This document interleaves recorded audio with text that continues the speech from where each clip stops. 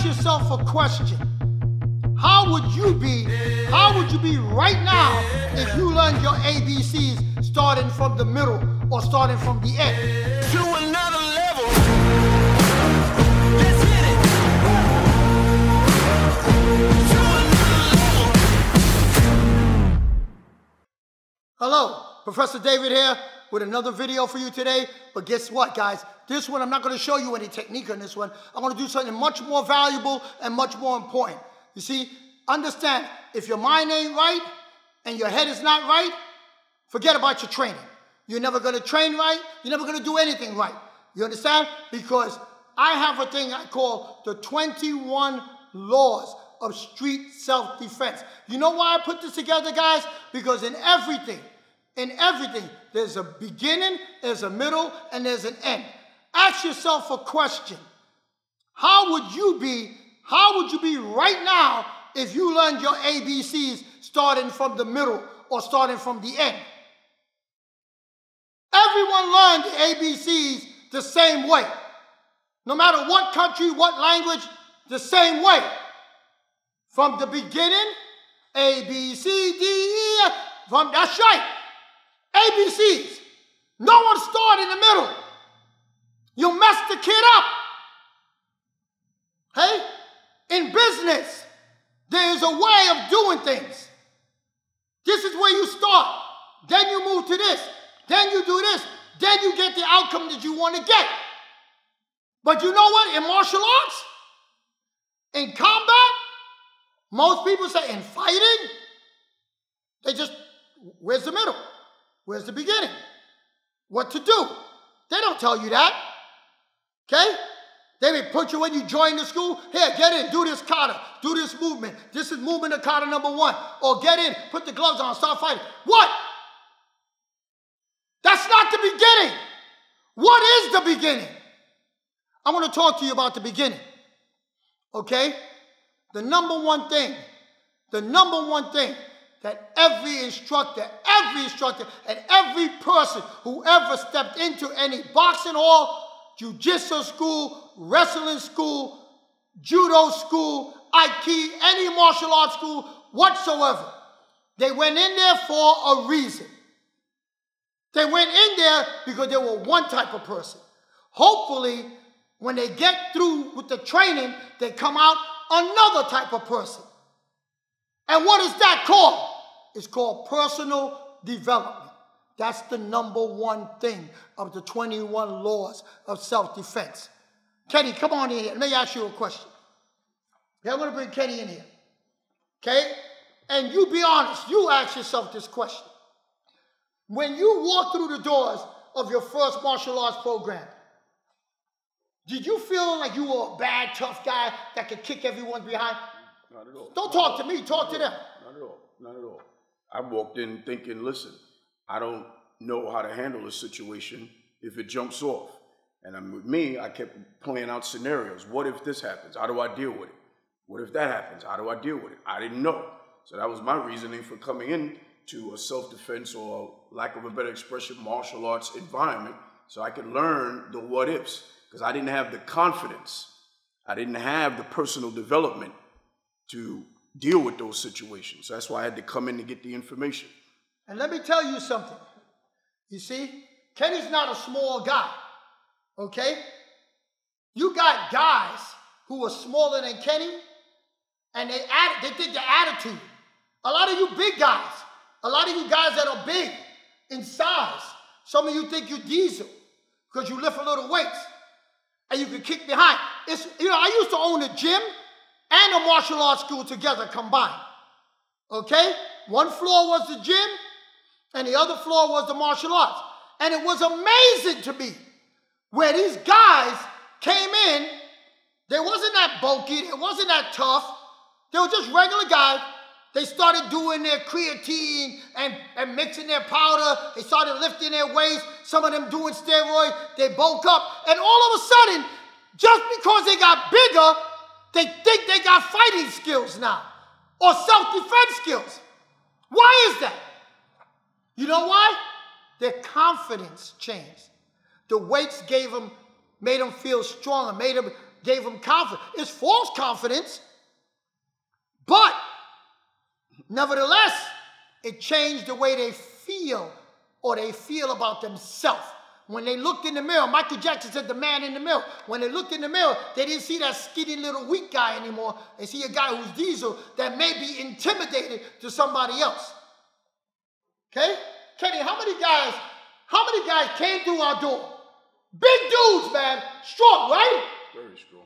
They work with us and they drill with us. How many of them last?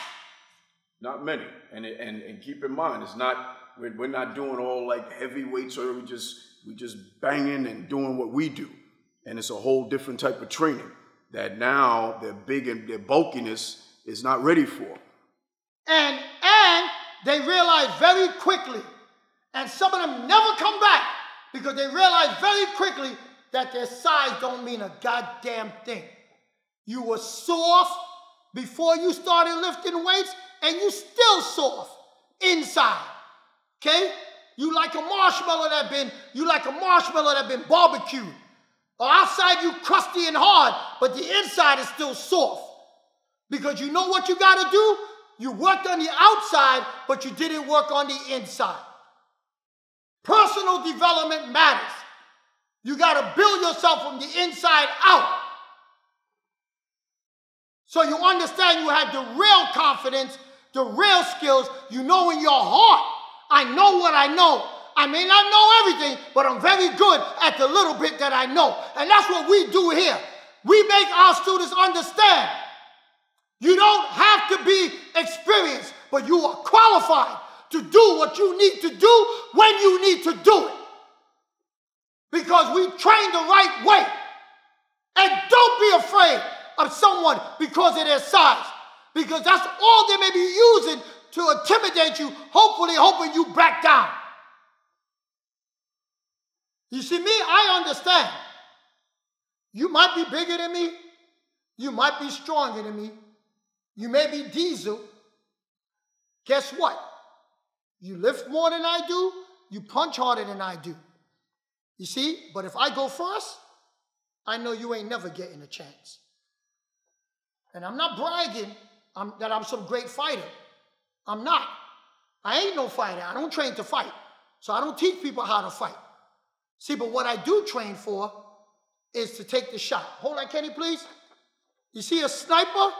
A sniper practice every single day to take that shot. Because when a sniper gets the phone call, it's not to negotiate. It's not to try to talk the person out. It's not to try to hope that this ends without anyone dying. No! That's not their job. They get called on the scene. They say, bank robbery in progress, hostages. If you got a clear shot, take the shot. They got a green light. So they practice, so when the guy goes like this, yo, give me a hand, bang, they shoot him. They practice to take the shot. That's how I practice. You see, I practice hours and hours and hours for when you stick your head out to blow it off, to take the shot. See, that's my mindset. You see, I'm not going to fight you. I'm just going to take the shot. And I practice to take the shot. Michael Jordan said, in the NBA, you know how many guys want the ball, really want the ball in the last 2 or 3 seconds of the game? He goes, you could count them on one hand when he was playing. Why? Because only those guys, they train to take the shot. They know they got 2 seconds, a long bus ride home, long plane ride home. When you F it up and you lose it all, you cost your team everything. A lot of guys don't want that on their head. So they don't train to take the shot. They play games. A lot of martial artists, you guys are playing games. You're not training to take the shot. You're training for recreation. Think about what you're doing. Get your personal development right. Train to take the shot. You want to be that guy that when there's 3 seconds left in the game, you want to be that guy that is willing to take the shot.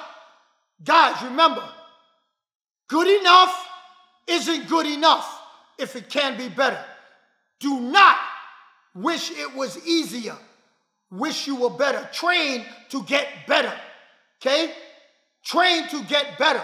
Guys, if you will change the way you do things, the way you think, the way you feel, the way you put the energy in, if you will change, everything will change for you. If you will get better, everything will get better for you. That is a quote from Jim Rohn. Remember it. I remember it. It stays with me for life. Don't wish it was easier. Wish you were better. Don't wish for less problems. Wish for more skills to handle the problem. And if you will change, everything will change for you. Guys, you can't get better if you're not willing to get better. So please, make that change. Don't forget, guys, like, comment, subscribe. Go and share the video, guys. Share it with as many people as you want. Thank you very much. And remember, live fit and stay safe. To another